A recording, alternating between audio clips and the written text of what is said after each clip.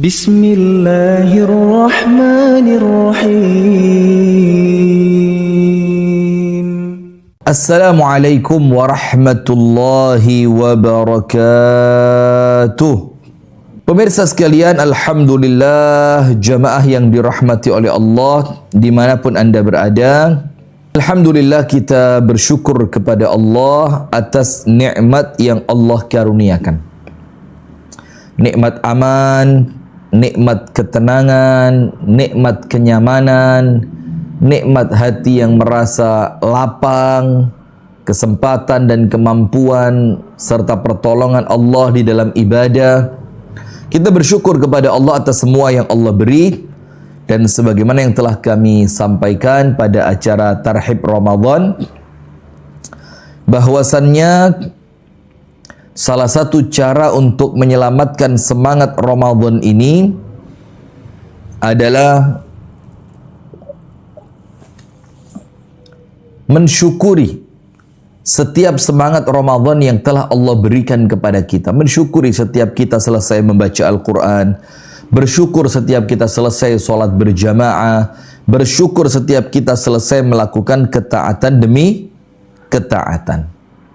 Salawat beriring salam semoga tercurahkan kepada uswah kita, suri tauladan kita, dan kekasih kita bersama Nabi besar, Nabi agung, An-Nabi Muhammad sallallahu alaihi wasallam, beserta seluruh keluarganya, beserta seluruh istrinya, beserta seluruh sahabatnya, dan seluruh di antara umat dan pengikutnya yang setia menjalankan sunnah, menjalankan tuntunan, dan menjalankan ajarannya ila yaumil qiyamah.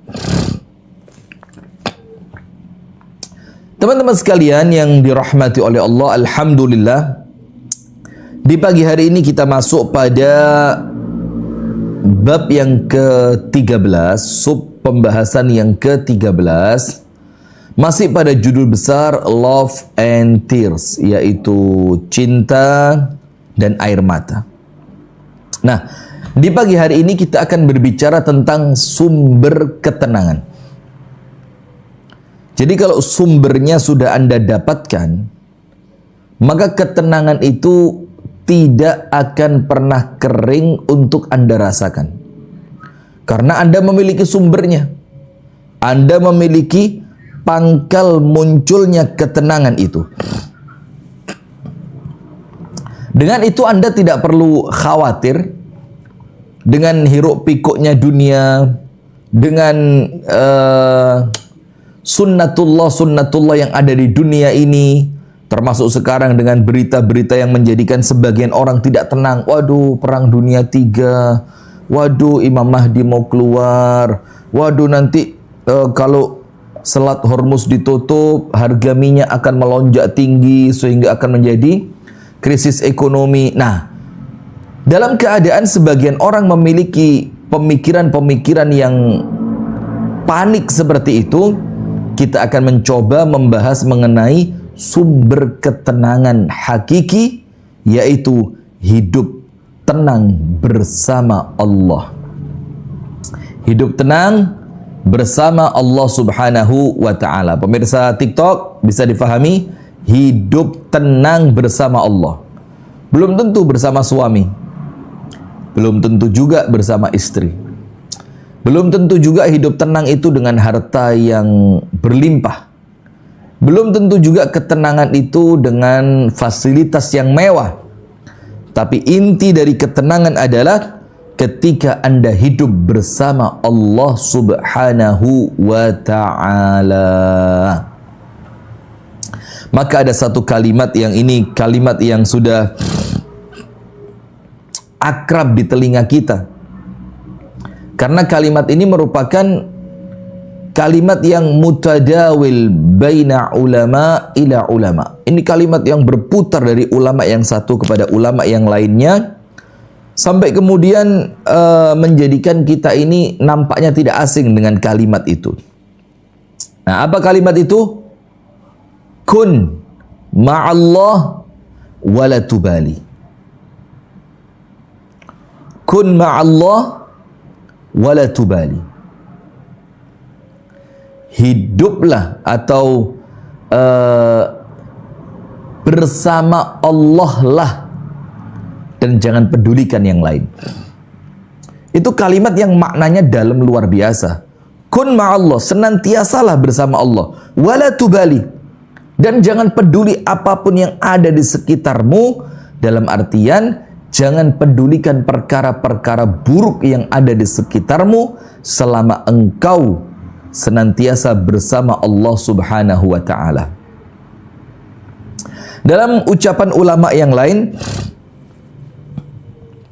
ada kalimat yang luar biasa. Aish ma'allah wamdi.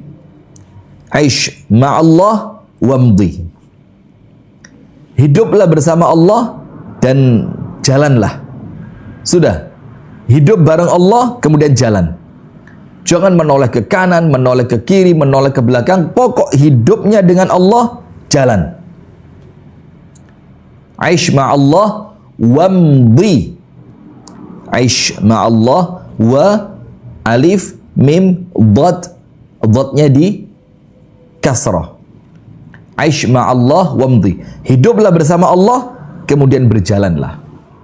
Nah, kita awali dengan satu ayat Al-Quran secara utuh. Bukan satu ayat, satu surat. Satu surat Al-Quran secara utuh. Anda buka bersama-sama di rumah pada surah Al-Insyirah. Pada surat apa? Al-Insyirah, yaitu surat Alam Nashrah. Dalam surat Alam Nashrah ini, pemirsa yang dirahmati oleh Allah, ada 10 prinsip-prinsip kebahagiaan. Dan intinya dari 10 itu, sumbernya yang paling top, yang paling penting dari 10 itu adalah 2 pondasi yang pertama. Sekarang kita baca ayatnya. A'udzu billahi minasy syaithanir rajim. Bismillahirrahmanirrahim. Alam nashrah laka sadrak wa wada'na 'anka wizrak alladhi anqadha dhahrak wa rafa'na laka dhikrak fa inna ma'al usri yusran inna ma'al usri yusra fa idza faragta fansab wa ila rabbika farghab. Dari 8 ayat ini, saya hanya akan ambil ayat pertama dan ayat terakhir. Ayat nomor 1 dan ayat nomor 8. Udah, insya Allah Anda fokus pada yang 2 ayat ini. Aish ma'allah wamdi. Jalan aja udah. Jalan aja. Apa yang bisa Anda lakukan sekarang, lakukan. Apa yang menjadikan Anda esok hari risau, tinggalkan. Apa yang menjadikan Anda tidak merasa nyaman dengan dunia ini, menjauhlah darinya. Segitu aja udah. Ikuti ayat pertama dan ayat yang ke-8 dari surat Alam Nashrah. Dari surat apa? Alam Nashrah, yaitu yang pada surat ini Allah Subhanahu wa ta'ala menjelaskan kepada kita semua tentang keadaan Nabi Muhammad sallallahu alaihi wasallam. Dan kita tahu Nabi Muhammad itu luar biasa, tugas-tugas beratnya, beban yang Allah amanahkan kepadanya, gangguan dari orang-orang di sekitarnya, umat yang harus difikirkan olehnya, dakwah yang senantiasa dibina dan dikembangkan oleh Rasulullah. Oh, berat banget, pikirannya berat banget. Tapi kemudian Allah menunjukkan kepada kita bagaimana kemudian Nabi Muhammad SAW dengan semua beratnya ujian, beratnya beratnya tantangan, beratnya tuntutan di dunia ini, tapi kita bisa tetap kalau hidup yang tenang itu apa? Slow life, apa? Slow living. Tenang dah. Nikmati. Anda punya motor, nikmati motor. Anda punya mobil, nikmati mobil. Anda rumah masih ngontrak, nikmati. Karena ngontrak itu kan bisa nantiasa ganti rumah Anda, nggak bosen. Kan gitu. Anda pekerjaannya dari jam 7 pagi sampai jam 4 sore, nikmati, niati ibadah. Anda punya anak-anak yang luar biasa, Masya Allah cerianya, dalam artian betik itu. Dalam artian, waduh, top ini, hiperaktif. Nikmati. Karena nuansa itu akan Anda rindukan sekitar beberapa tahun ke depan. Karena anak-anak kita di rumah itu,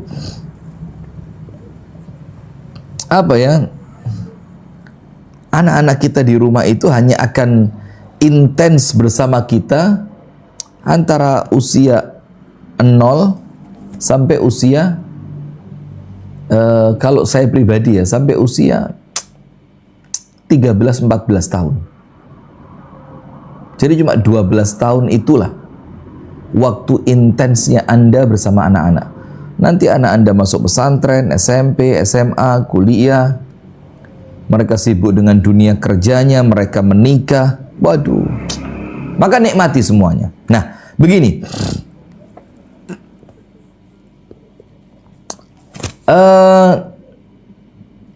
apa yang menjadikan Nabi Muhammad SAW itu ketika makan roti tidak ada lauknya. Kemudian ketika Nabi SAW bertanya kepada istrinya, ini lauknya apa? Istrinya mengeluarkan cuka. Maka Rasulullah langsung tenang banget. Ni'mal idam al-khal.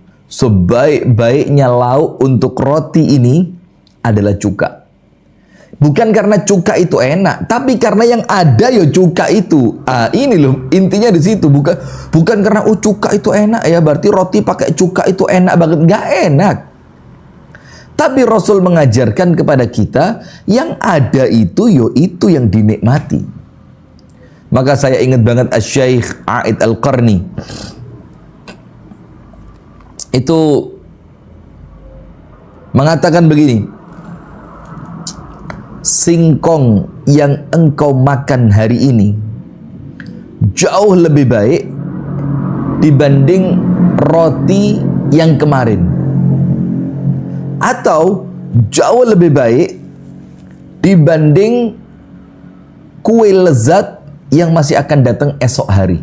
Karena yang kita butuhkan yang saat ini. Nah, itulah bagaimana Rasulullah mengajarkan itu kepada kita. Kemudian ketika Ar-Rasul sallallahu alaihi wa ala alihi wa sahbihi wasallam bersabda ketika keliling selepas pulang dari sholat subuh ke masing-masing rumah istrinya, kemudian bertanya, "A'indaki syai'un?" Ada enggak sesuatu yang bisa dimakan? Jawaban istrinya apa? "Laisa indana ayya syai'." Kita tidak memiliki apapun yang bisa dimakan. Setelah keliling ke beberapa rumah istrinya, ternyata apa? Semuanya sama. Maka Rasulullah dengan tenangnya mengucapkan apa? Idzan fa inni shaim. Ya sudah. Kalau memang tidak ada yang bisa dimakan, kalau begitu saya niatkan hari ini saya akan puasa. Coba, hidup setenang apa itu? Padahal kalau ngomong uang kita sekarang lebih banyak dibanding Rasulullah. Kalau berbicara rumah kita jauh lebih nyaman, lebih proper dibanding rumahnya Rasulullah. Kalau berbicara tentang kendaraan kita jauh lebih nyaman dibanding kendaraannya Rasulullah. Kalau berbicara makanan kita jauh lebih bervariasi dibandingkan makanannya Rasulullah. Kalau beban kita terlalu kecil dibandingkan dengan Rasulullah Sallallahu Alaihi Wasallam. Tapi tidak ada manusia yang lebih tenang dibandingkan Rasulullah Sallallahu Alaihi Wasallam. Coba Anda mau bandingkan dengan siapa coba? Anda mau bandingkan dengan siapa? Gak akan bisa Anda bandingkan hidup Rasul dengan siapapun di alam dunia ini. Karena Rasulullah Sallallahu Alaihi Wasallam adalah yang terbaik. Nah, sekarang kita buka ayat yang pertama dari surah Al-Insyirah. Di ayat yang pertama, a'udzubillahi minasyaitonirrajim, bismillahirrahmanirrahim. Alam nashrah laka sadrak. Bukankah telah aku lapangkan untukmu dadamu? Bukankah telah aku lapangkan untukmu dadamu? Bukankah aku telah lapangkan untukmu dadamu? Jadi begini, Anda bisa fahami, lihat di sini. Yang pertama kalimat alam nasyrah. Bukankah telah kami lapangkan? Kami di situ siapa? Ar-Rasul Sallallahu Alaihi Wasallam dibahagiakan oleh siapa di situ? Dilapangkan dadanya oleh siapa di situ? Allah. Maka perkara yang pertama yang merupakan aslul usul, perkara yang paling inti, perkara yang paling inti, perkara yang paling fundamental, ini adalah pondasi utama untuk seseorang itu mendapatkan kelapangan hati yang menjadikannya tenang. Itu seharusnya dia faham bahwa Allah lah satu-satunya yang mampu memberikan ketenangan itu. Maka Allah sebutkan di sini alam nasyrah. Bukankah telah kami lapangkan? Kami di situ yang melapangkan adalah Allah Ta'ala. Maka dalam surah An-Najm ada ayat yang menyebutkan wa annahu huwa adhaka wa abka, dan dialah Allah, dia satu-satunya adhaka, yang menjadikan seseorang mampu tertawa, wa abka, dan menjadikan yang lainnya menangis. Itu Allah. Sampai ayat ini ditafsirkan oleh para ulama. Apa penafsirannya? Anna sa'adata makhluqun min makhluqatillahi ta'ala. Bahwasannya kebahagiaan, ketenangan itu makhluk ciptaan Allah. Anda jangan pernah menganggap bahagia itu ciptaan Anda. Anda keliru besar. Anda salah besar. Dan saya pun salah besar. Ketika saya menganggap kebahagiaan itu saya yang menciptakan. Loh, kalau bahagia itu bisa diciptakan oleh manusia, maka mereka akan produksi bahagia lalu dijual di platform online itu. Bahagia 20% 1 juta, bahagia 50% 3 juta, bahagia 70% 4 juta, bahagia 100% 10 juta. Kalau mereka bisa ciptakan bahagia, nggak bisa. Anda tahu kemarin ada apa ya? Ada artikel kecil begitulah yang menunjukkan ternyata Elon Musk itu dia mengatakan sampai sekarang saya tidak bahagia. Coba, dalam keadaan uangnya dia untuk membeli semua yang ada di toko online yang Anda punya itu bisa. Tapi karena salah dalam memahami bahagia, dia menganggap bahagia bisa saya dapatkan ketika saya begini, saya begitu, saya membeli ini, saya membeli itu, saya memiliki ini, saya memiliki itu. Keliru. Maka dibilang inna sa'adah makhlukun min makhluqatillahi ta'ala. Bahagia itu makhluk ciptaannya Allah, Al-Khaliq. Kemudian dikatakan yaj'aluhu fi qalbi man yasha' fayas'ad. Allah akan berikan kebahagiaan itu ke dalam hati seorang manusia, maka dia pasti bahagia. Wa yanzi'uhu min qalbi man yasha' fayashqa. Dan apabila Allah menghendaki, Allah akan tarik bahagia itu dari hati orang-orang yang Allah kehendaki, dan dia akan sengsara selamanya. Na'udzubillah min dzalik. Nah, itu dulu poin pertamanya. Maka ada satu hadis yang pernah kita sampaikan di awal kemarin. Oh enggak, beda majelis. Yaitu bahwasannya Rasulullah sallallahu alaihi wasallam membonceng Abdullah ibnu Abbas radhiyallahu taala anhu. Jadi bonceng Abdullah bin Abbas. Kemudian ketika Rasulullah sallallahu alaihi wasallam membonceng Abdullah ibnu Abbas tadi, ini oleh Rasulullah dimanfaatkan oleh siapa? Rasulullah, untuk memberikan insight yang positif kepada Abdullah ibnu Abbas. Apa masukannya? Ihfazillah yahfazka, ihfazillah tajidhu tujahak. Jagalah Allah, maka Allah akan terus menjagamu. Jagalah Allah, maka Allah akan senantiasa membersamaimu. Luar biasa ini. Menjaga Allah dalam artian menjaga batasan dan aturan Allah. Bahagia kita. Maka Al-Imam Ahmad ibnu Hanbal mengatakan, ala wa inni lastu aras sa'adata jam'a malin. Lastu aras sa'adata jam'a malin, walakin at-taqiyya huwa sa'idu. Kata Imam Ahmad, aku tidak melihat mengumpulkan uang itu bisa membahagiakan. Tidak. Akan tetapi orang bertakwalah, dialah yang paling pantas untuk berbahagia. Coba ini lihat.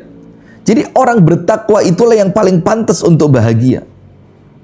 Karena takwa itu menyelesaikan masalah, karena takwa itu narik rezeki, karena takwa itu memudahkan urusan. Kan begitu yang kita tahu dalam surah At-Talaq. Nah, maka dengan itu kita harus memahami tidak ada kebahagiaan kecuali dari apa yang Allah berikan. Yang kedua, alam nashrah laka sadrak. Alam nashrah laka sadrak. Apa yang Allah lapangkan ketika Allah Ta'ala akan membahagiakan Anda? Coba, apa yang akan Allah lapangkan? Ternyata yang Allah lapangkan bukan rumahnya. Yang Allah lapangkan bukan hartanya. Yang Allah lapangkan bukan jabatannya. Yang Allah lapangkan bukan karirnya. Yang Allah lapangkan bukan kesuksesan bisnisnya. Ketika Allah akan membahagiakan manusia, bukan semua itu yang Allah lapangkan. Secara umum, bukan perkara duniawi yang Allah lapangkan ketika Allah akan membahagiakan seorang manusia. Tapi ternyata apa yang Allah lapangkan? Alam nashrah laka sadrak, hatimu. Hati. Maka dengan itu kita menjadi tahu. Apa yang kita tahu? Ternyata untuk seseorang yang menginginkan kebahagiaan, Anda jangan terlalu memperhatikan perkara apapun selain hati. Rumah, kendaraan, pekerjaan, saldo di rekening, apalagi usaha Anda, dagangan Anda. Bukan berarti tidak memikirkan itu gak dipikir blas, ya bukan, itu konyol. Tidak memikirkan itu artinya tidak merisaukan. Kalau dipikir bagaimana caranya biar sukses, ya wajib itu.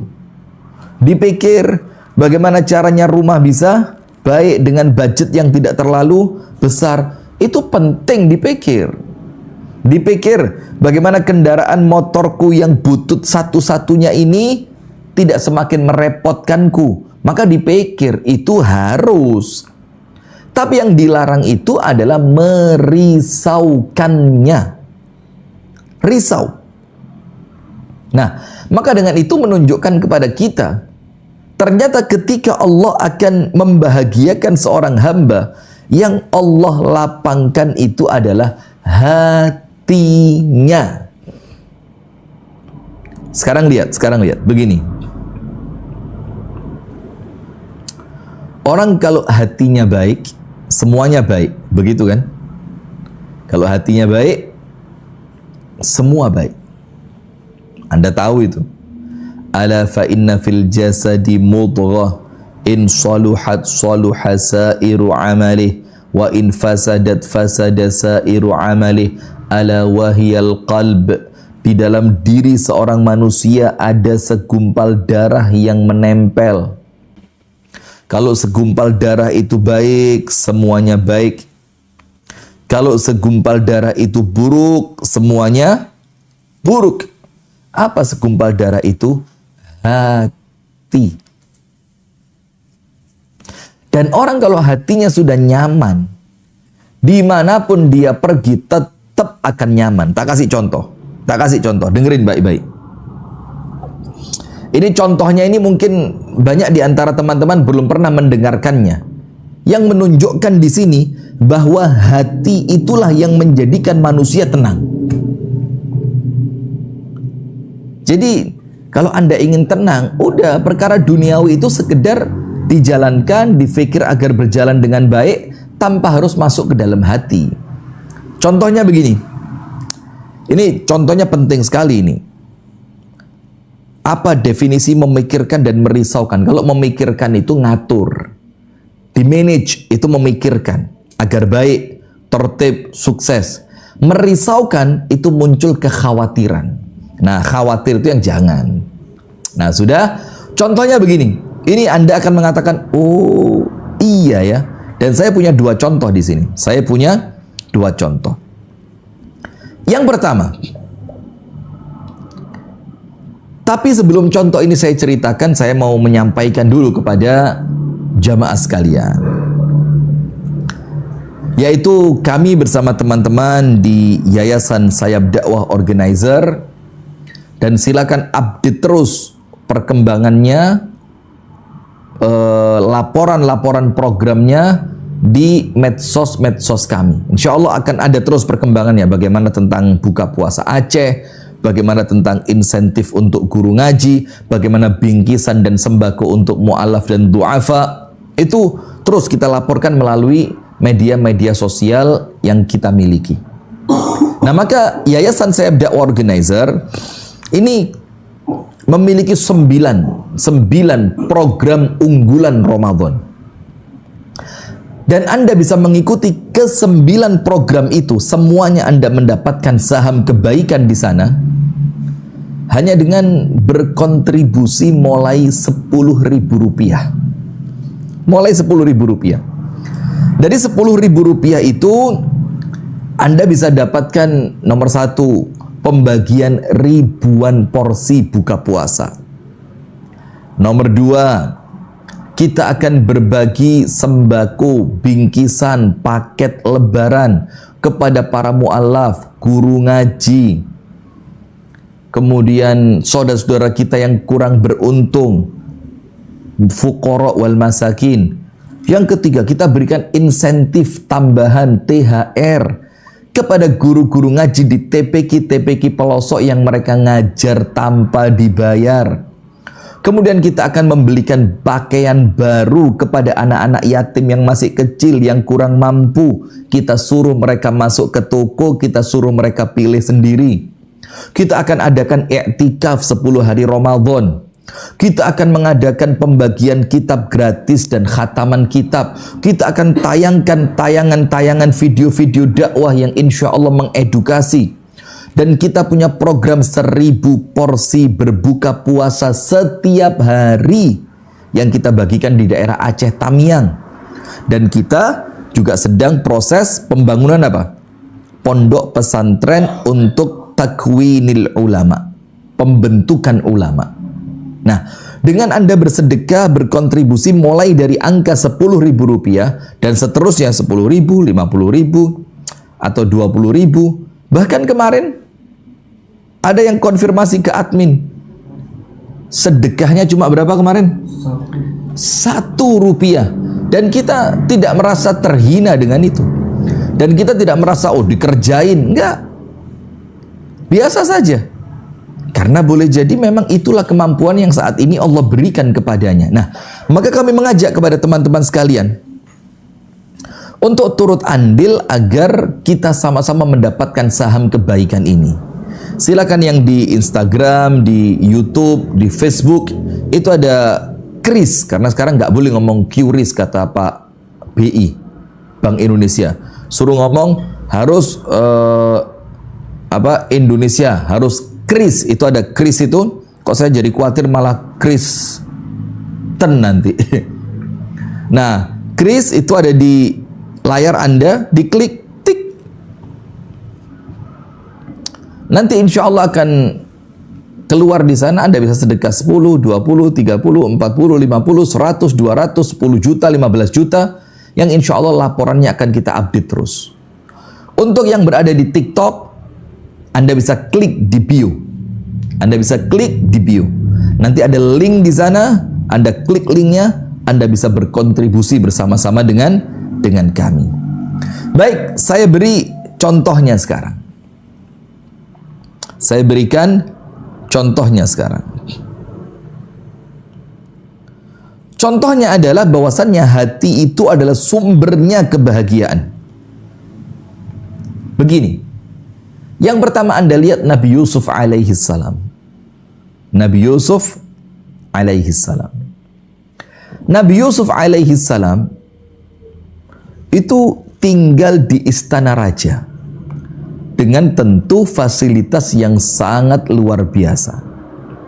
Makanannya, kamarnya, pelayanannya, penjagaannya, pakaiannya, semuanya luar biasa. Karena itu adalah wasiat atau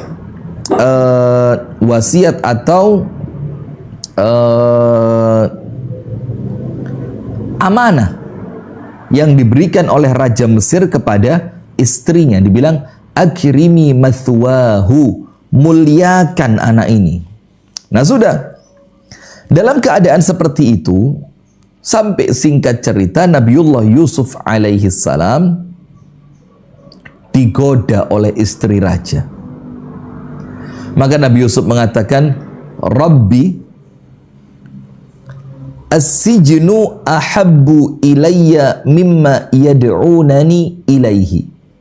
Ya Allah, penjara ya Allah lebih aku cintai, lebih aku sukai ya Allah penjara itu dibandingkan mengikuti keinginan perempuan ini. Jadi hatinya Nabi Yusuf tidak terikat dengan duniawi tadi, fasilitas, makanan, pakaian yang indah, keamanan, kenyamanan. Maka Nabi Yusuf ketika ada pilihan antara bermaksiat kepada Allah dan pada akhirnya dia ketika menolak harus masuk ke penjara, apa pilihannya Nabi Yusuf? Rabbis sijnu ahabbu ilayya mimma yad'unani ilaihi. Ya Allah, penjara lebih aku cintai dibanding mengikuti keinginan perempuan ini. Wah, ini kan luar biasa ini. Padahal kalau kita mau ngomong jujur pemirsa, Kita kalau mau ngomong jujur, ngomong apa adanya secara sama-sama laki-laki ya, antara masuk penjara dengan tidur dengan perempuan, a'azzanallahu wa iyyakum ajma'in, ini yo jauh lebih nikmat tidur dengan perempuan. Tapi kan itu kenikmatan yang semu, yang tidak mendatangkan ketenangan.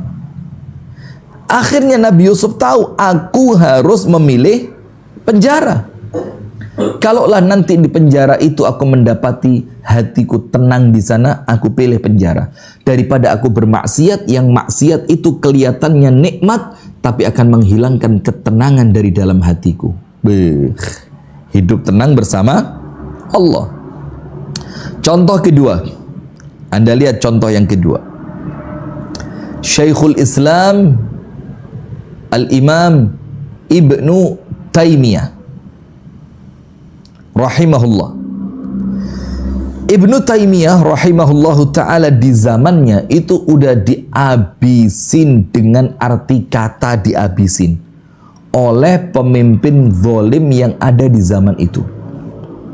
Ibnu Taimiyah pernah dan sering dipenjara.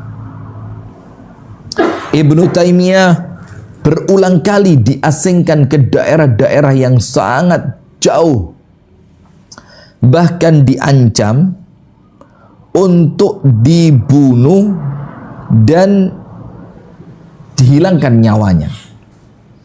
Sampai kejadian itu terulang terus. Sampai kejadian itu apa? Terulang terus.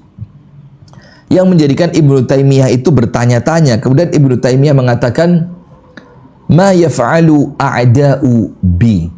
Ini musuh-musuh ini mau ngapain sih? Jannati wa bustani fi qalbi. Taman indahku dan tanaman-tanaman indah itu, bunga-bunga yang indah itu tersimpan di dalam hatiku, bukan di tempat tertentu sehingga kalau kalian pindahkan aku sedih. Bukan karena ini karena itu, ketika itu engkau cabut dariku aku akan sedih. Semuanya di sini. Wahia ma'i ainama ruhtu. Dan taman indah di dalam hati ini akan terus membersamai diriku kemanapun aku pergi. Coba.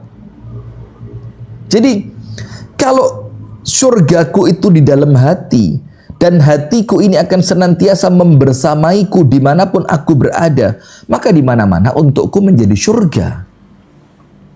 Kemudian Ibnu Taimiyah melanjutkan, sijni khalwa. Kalaulah kalian memenjarakan diriku, maka itulah saatnya aku berduaan dengan Allah, tidak diganggu suatu apapun. Wa tardi siyaha. Kalau kalian mau mengasingkanku, itu rekreasi untukku, ketemu tempat baru, teman baru, nuansa baru. Wa qatli syahadah. Dan kalaulah kalian membunuhku, itulah yang aku tunggu. Karena itulah kematian syahid di jalan Allah subhanahu wa ta'ala. Nah maka lihat, orang-orang yang bahagianya di dalam hati tidak terpengaruh dengan apapun. Nah maka sekarang begini, ketika kita berbicara hidup tenang bersama Allah, kita perlu tahu ketenangan yang Allah beri itu Allah masukkan ke dalam hati. Maka bersihkan hati Anda dari dosa, bersihkan hati Anda dari kemaksiatan, bersihkan hati Anda dari penyakit-penyakit hati, iri, dengki, pamer, ujub, sombong, riya, hasud. Bersihkan dari semua itu, maka Anda akan merasakan ketenangan. Kemudian akhir ayat. Tadi kan ayat pertama dari surah Al-Insyirah. Al-Insyirah. Maka sekarang kita masuk pada ayat yang terakhir. Wa ila rabbika farghab. Dan berharaplah hanya kepada Allah. Semakna walaupun tidak sama. Wa ila rabbika farghab. Farghab itu artinya apa? Berharap, menginginkan sesuatu, ngarep, mendambakan sesuatu. Janganlah berharap, mendambakan, menginginkan meminta kecuali kepada Allah Subhanahu wa ta'ala. Semakna dengan apa? Dengan surah Al-Ikhlas. A'udzu billahi minasyaitonir rajim. Bismillahirrahmanirrahim. Qul huwallahu ahad. Allahus samad. Lam yalid wa lam yulad wa lam yakul lahu kufuwan ahad. Anda buka pada ayat kedua. Allahus samad. Allah lah tempat kita untuk bergantung. Wa may yatawakkal 'ala Allahi fahuwa hasbuh. Dan barang siapa yang bersandar hanya kepada Allah, maka Allah akan memberikan kepadanya kecukupan. Anda perhatikan itu. Jadi Anda akan tetap tenang bersama Allah ketika tidak ada yang Anda harapkan, tidak ada yang Anda inginkan, tidak ada yang Anda kejar kecuali Allah Subhanahu wa ta'ala. Dan ini juga pengaplikasian dari kalimat Qul inna salati wa nusuki wa mahyaya wa mamati lillahi rabbil alamin. Faham gak? Faham gak? Faham gak ini? TikTok, bagaimana TikTok? Faham gak TikTok? Faham ya? Jadi Anda kalau berharap dunia mengecewakan, manusia mengecewakan, jabatan ada waktunya, ketenaran setiap orang ada masanya, setiap masa ada orangnya. Kan begitu. Faham ya? Faham ya? Tapi ketika Anda berharap hanya kepada Allah, semuanya aman. Semuanya aman. Bagaimana? Faham? Nah, maka tenang bersama Allah itu menunjukkan agar kita memiliki 3 hal yang paling utama. Nomor 1, meyakini bahwasannya kebahagiaan itu mutlak ciptaan dan pemberian Allah kepada kita. Yang kedua,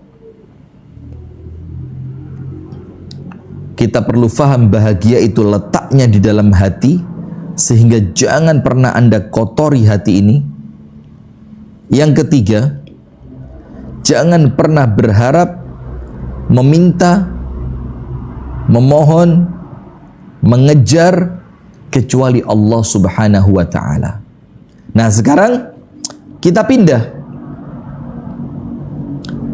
pada sesuatu yang lebih aplikatif. Nah, begini yang aplikatifnya sekarang. Anda buka. Anda buka di dalam Al-Quran pada surah Ar-Ra'du ayat yang ke-8. Pada surah Ar-Ra'du ayat yang ke-8. Apa Allah Subhanahu wa ta'ala menyebutkan di sana? Ini lebih aplikatif sekarang. Apa yang harus kita lakukan untuk tenang bersama Allah? Anda cek Ar-Ra'd ayat yang ke-28. A'udzu billahi minasy syaithanir rajim. Alladzina amanu wa tatma'innu qulubuhum bidzikrillah. الذين آمنوا وتطمئن قلوبهم بذكر الله ألا بذكر الله تطمئن القلوب. Orang-orang yang beriman itu hati mereka akan tenang ketika digunakan untuk mengingat dan berzikir kepada Allah. Kemudian oleh Allah Subhanahu wa ta'ala ditegaskan kembali, dibenarkan itu dengan Allah Ta'ala berfirman, Ala bidzikrillahi tatma'innul qulub. Memang kata Allah, hanya dengan berzikir hati itu akan menjadi tenang.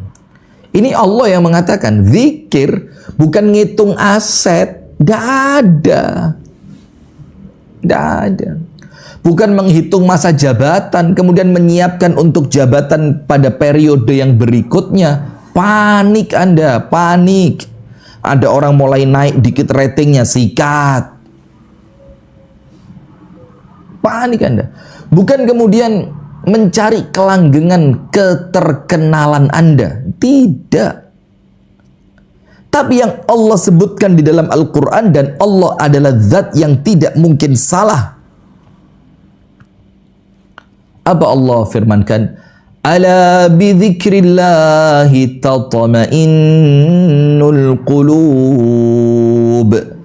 Memang dengan berzikir itulah hati kalian akan menjadi tenang. Kemudian lihat, zikir itu apa? Ya semuanya zikir. Subhanallah walhamdulillah wa la ilaha illallah Allahu akbar wa la hawla wa la quwwata illa billahil aliyyil azim. Coba Anda fahami. Atau zikir dengan bersolawat.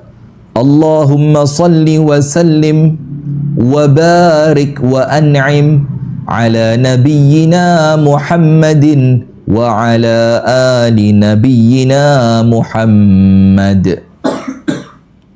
Atau kalimat sallallahu ala Muhammad. Atau kalimat Allahumma salli ala Muhammad. Atau dengan beristighfar, astaghfirullah, astaghfirullah, astaghfirullah, astaghfirullah. Atau dengan kalimat-kalimat zikir yang lain. Dan sebaik-baiknya zikir menurut Al-Imam An-Nawawi di dalam kitabnya At-Tibyan, ajma'atil ummatu ala anna afdhala dzikri tilawatul Quran. Ini ulama umat ini sudah sepakat, sebaik-baiknya zikir adalah tilawah Al-Quran, membaca Al-Quran. Tenang. Nah, tapi jangan berharap baru dibaca langsung tenang. Loh, obat saja perlu waktu kok. Obat penenang saja perlu waktu. Terus mana mungkin Anda Al-Quran baru dibaca sekali, sementara dosa Anda sudah berkarat, tiba-tiba minta Quran itu menenangkan. Nah, perlu proses. Perlu proses. Maka dalam surah Yunus ayat yang ke-57, dalam surah Yunus ayat yang ke-57, Allah berfirman, Ya ayyuhan nasu qad ja'atkum maw'idatum min rabbikum wa shifaa'un lima fis sudur wa hudaw wa rahmatul lil mu'minin.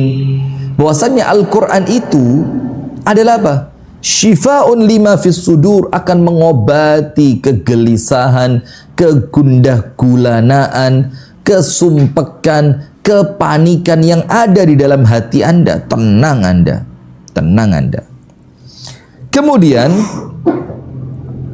secara inti disebutkan oleh para ulama, man arada as-sa'adata al-abadiyata, barang siapa yang menginginkan as-sa'adah, kebahagiaan yang abadi.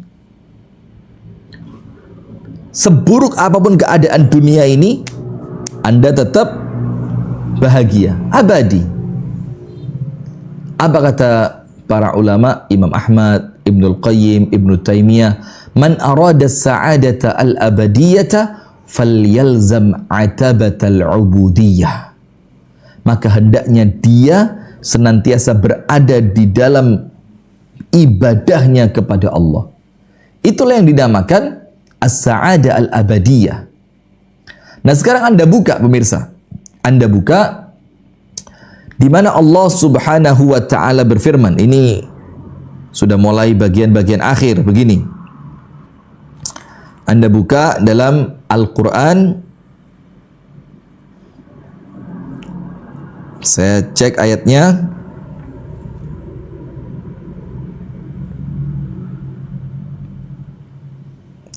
Anda buka dalam surah An-Nahl ayat yang ke-97.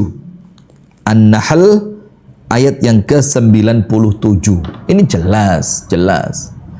Man amila salihan min dzakarin aw untha wa huwa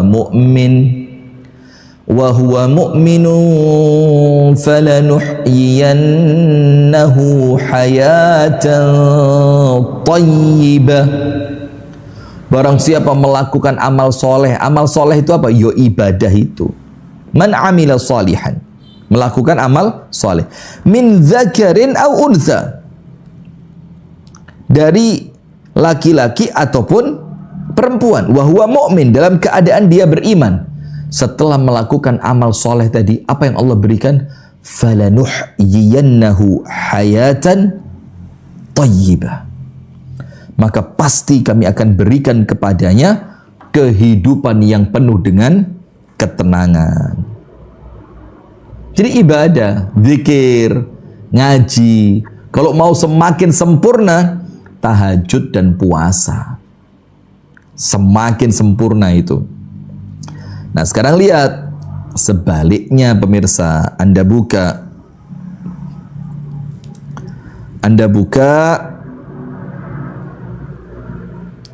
dalam Al-Quran surah Thaha ayat 124.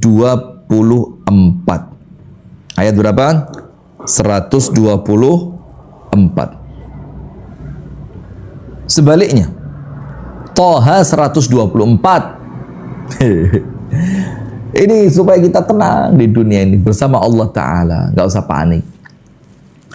وَمَنْ أَعْرَضَ عَنْ ذِكْرِي فَإِنَّ لَهُ مَعِيشَةً ضَنْكًا وَنَحْشُرُهُ يَوْمَ الْقِيَامَةِ أَعْمَى قَالَ رَبِّ لِمَ حَشَرْتَنِي أَعْمَى وَقَدْ كُنْتُ بَصِيرًا قال كذلك أتتك آياتنا فنسيتها وكذلك اليوم تنسى. 24, 25, 26. Thaha 24, 25, 26. وَمَنْ أَعْرَضَ عَنْ ذِكْرِي, orang yang berpaling dari peringatan Allah. Berpaling dari peringatan Allah apa? Tidak mau ibadah, malah maksiat. Apa yang dia dapatkan? Fa inna lahu ma'isyatan dhanka, maka Allah akan memberikan kepadanya kehidupan yang serba sempit. Dhanka itu bukan dayyiq. Dayyiq sempit dari dua arah, kanan kiri atau atas bawah atau depan belakang, itu dayyiq sempit. Tapi dhanka, kehidupan yang penuh dengan kesempitan yang Allah berikan kepada orang-orang yang berpaling dari Allah, itu sempit dari 6 sisi, kanan kiri, depan belakang, atas bawah. Jadi kayak dipres, cret, dhanka. Kemudian wa nahsyuruhu yaumal qiyamati a'ma, dan nanti pada hari kiamat dia akan bangkit dalam keadaan buta. Kemudian dia protes sama Allah. Qala rabbi lima hasyartani a'ma wa qad kuntu basira. Ya Allah, kenapa aku bangkit dalam keadaan buta, padahal dulu saya bisa melihat ya Allah? Maka Allah jawab, Qala kadzalika atatka ayatuna fanasitaha. Seperti itulah kata Allah. Dulu datang ayat-ayat kami kepada kalian, dan kalian melupakan ayat-ayat itu, acuh, nggak kalian hiraukan, maka balasannya apa?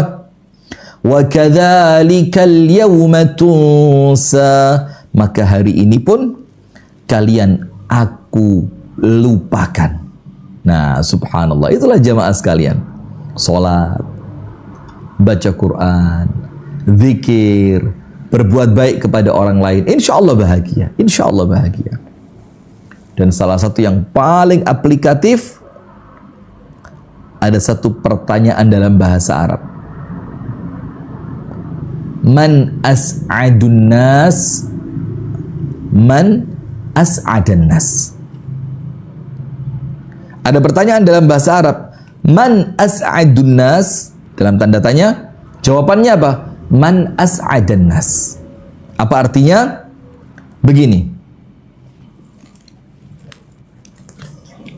Sebelum kita artikan, maka kami mengajak sekali lagi kepada semua jamaah yang hadir di acara online di pagi hari ini, untuk kita bersama-sama turut andil dalam program yang diadakan oleh Yayasan Sayap Dakwah Organizer dengan 9 program unggulan pada bulan Ramadan.